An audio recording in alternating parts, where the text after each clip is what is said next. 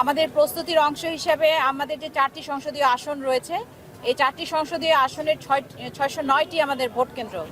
এই ভোট কেন্দ্রগুলো মূলত আমাদের ভোট কক্ষগুলো সাজানো এবং এই ভোটের যে 400 গজের মধ্যে যে চৌহদ্দি নির্মাণ করা, সেগুলোর কাজ আমাদের মোটামুটি সম্পন্ন হয়েছে এবং 609টি ভোট কেন্দ্রেই আমাদের সিসি ক্যামেরা সংযুক্ত রয়েছে।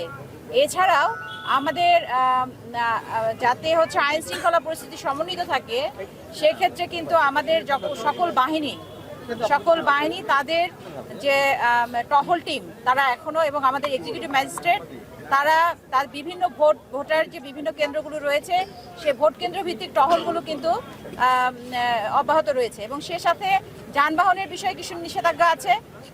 সে যানবাহনের ব্যাপারে বিশেষ করে মোটরসাইকেল সহ অন্যান্য ইজি বাইক, এই যানবাহনের নিষেধাজ্ঞাগুলো রয়েছে। সেই ব্যাপারে মোবাইল কোর্ট বিভিন্ন জায়গায় বিভিন্ন পয়েন্টে চেকিং চলছে, মোবাইল কোর্ট অব্যাহত রয়েছে। এবং আমাদের যে সার্বিক প্রস্তুতির অংশ হিসাবে আগামীকালকে ব্যালট পেপার, ব্যালট বাক্স সহ অন্যান্য যে নির্বাচন সামগ্রী, সেটিও অত্যন্ত নিরাপদের সাথে যাতে ভোট কেন্দ্রে পৌঁছতে পারে এবং সেখানে নিরাপদে থাকতে পারে, সেই ব্যবস্থাগুলো আমরা সম্পন্ন করেছি। সুতরাং আমরা মনে করি যে আগামী 12 তারিখে যে নির্বাচনটি হবে ইনশাল্লাহ, সেটি অত্যন্ত উৎসব মুখরভাবে ভোটাররা সেখানে এসে ভোট দিয়ে চলে যেতে পারবে।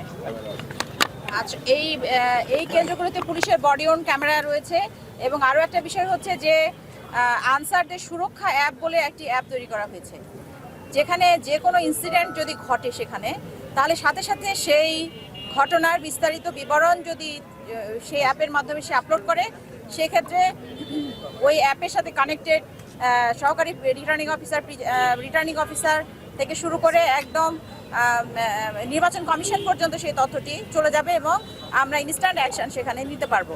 আর আপনারা জানেন পুলিশের বডি অন ক্যামেরা রয়েছে, ওনারা একদম লাইভ ইনসিডেন্ট তারা ভিডিও করে সরাসরি সেটা আমাদের কাছে পাঠাতে পারবে। এবং আমাদের আইন শৃঙ্খলা বাহিনী, আমাদের সেনাবাহিনী, বিজিবি সেভাবে মোতায়েন আছে। একটা কেন্দ্রে কোনো ঘটনা ঘটতে সেখানে যেতে হয়তো আমাদের 2-3 মিনিটের বেশি সময় লাগবে না।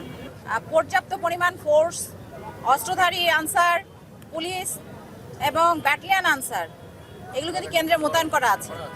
এরপরেও আমাদের যে স্ট্রাইকিং ফোর্স রয়েছে, মোবাইল টিম রয়েছে, এগুলো পর্যাপ্ত পরিমাণ আছে এবং সেটি পুরো সাতক্ষীরার বিভিন্ন ভোট কেন্দ্রগুলো তারা কভার করতে পারবে এবং অতি দ্রুততার সাথে তারা যে কোনো ইনসিডেন্ট হলে সেখানে পৌঁছতে পারবে।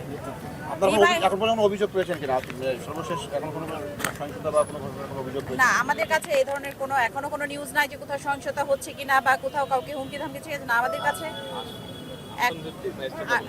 আসন ভিত্তিক আমাদের আসন ভিত্তিক যে ম্যাজিস্ট্রেট যারা আছে, প্রায় 7-8 জন করে এরকম ম্যাজিস্ট্রেট রয়েছে, তারা অলরেডি মাঠে অবস্থান করছে, তারা বিভিন্ন জায়গায় টহল কার্যক্রম করছে।